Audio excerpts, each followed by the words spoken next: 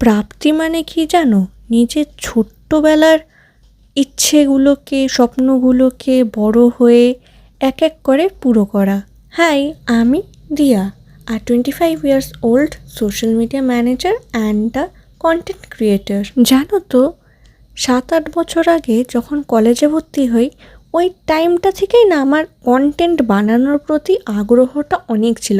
ওয়ার্ডপ্রেসে blog লেখা, অন্যান্য website ছিল সেখানেও ব্লগ লিখেছি, কিন্তু ভিডিও বানানোর যে কনফিডেন্সটা, সেটা ছিল পাকিস্তান বাংলাদেশের জিডিপির থেকেও কম। তার মধ্যে তো আশেপাশের লোকেরা আছেই। আমার না এই জাজমেন্টাল হওয়া বা লোকেদের মাঝে আমাকে নিয়ে হাসাহাসি করার ব্যাপারটার ভয় আমার খুবই ছিল।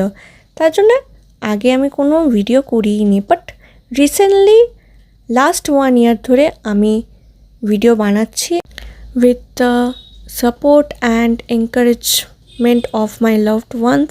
আর ওই কথাটা আছে না, একজন সফল পুরুষের পেছনে সবসময় একটা মহিলার হাত থাকে, কিন্তু আমার মনে হয় না। একজন সফল হোক কি না হোক, সে নিজের ইচ্ছাতে কাজ করতে পারছে, খুশি আসে, তার পেছনে অনেকেরই সাপোর্ট থাকে আর একটা পুশ করার ব্যাপার থাকে।